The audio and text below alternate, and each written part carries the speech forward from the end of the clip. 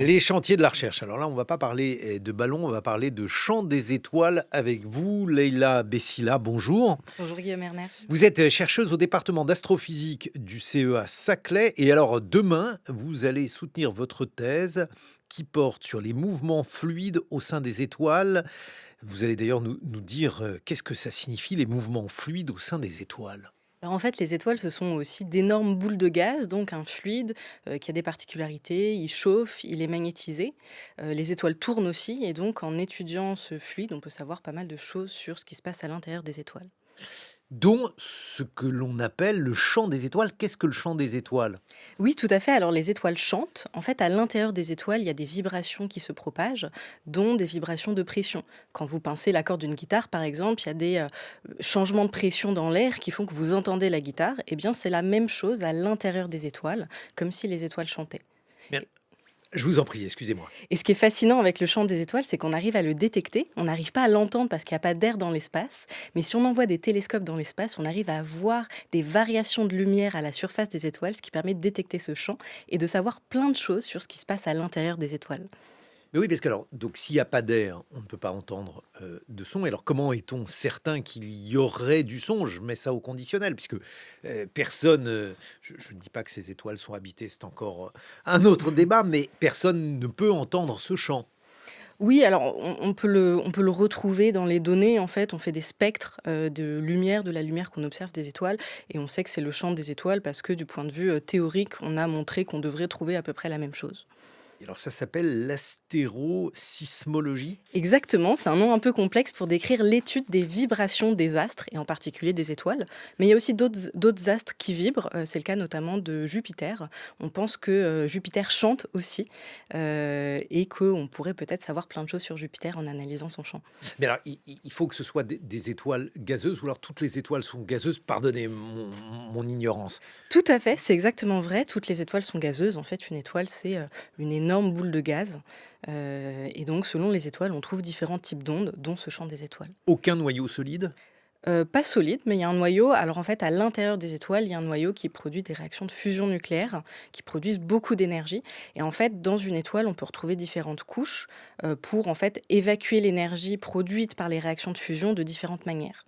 Qu'est-ce que vous cherchez dans le cadre de votre thèse alors? Alors moi, je m'intéresse à un domaine un peu plus spécifique, c'est-à-dire qu'en fait, je vous ai dit que les étoiles chantaient, et un certain type d'étoiles qu'on appelle les étoiles de type solaire qui ressemblent au Soleil, en fait, on s'est rendu compte que 40% ne chantaient pas, ou en tout cas qu'on n'arrivait pas à détecter ce chant. Donc c'est un peu un mystère quand même, parce qu'on envoie des télescopes pour les regarder, et donc pour comprendre ça, il faut s'intéresser à l'excitation du chant.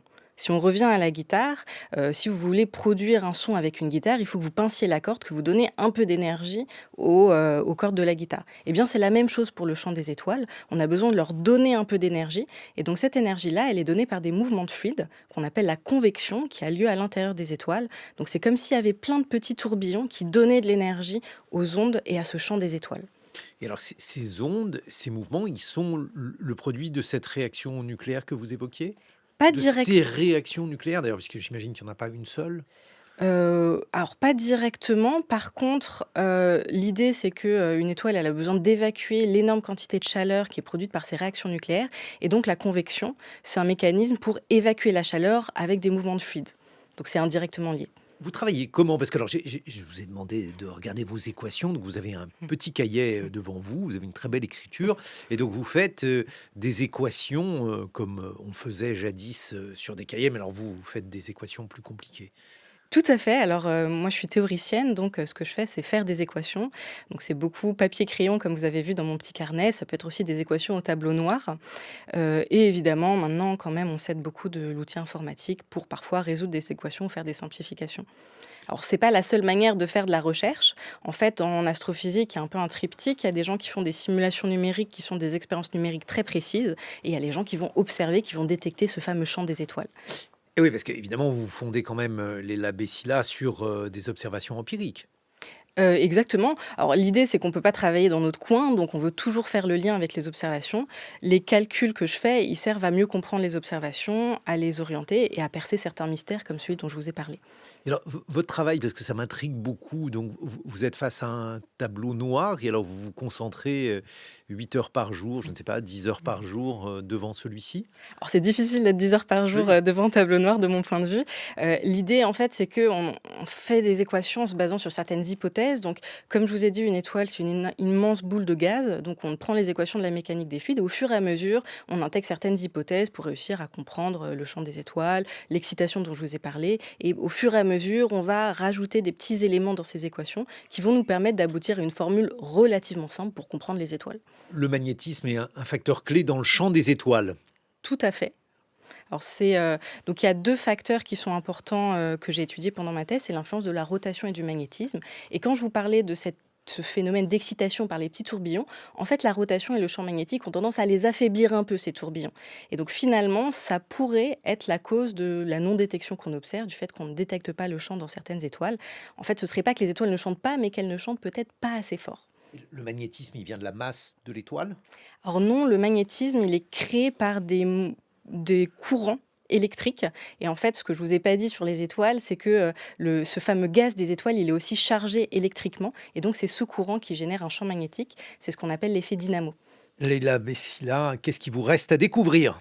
Beaucoup de choses, il y a beaucoup de mystères parmi les étoiles et dans l'astérosismologie. C'est toujours fascinant, on a toujours du mal à comprendre certaines observations, donc il y a beaucoup, beaucoup de directions de recherche possibles.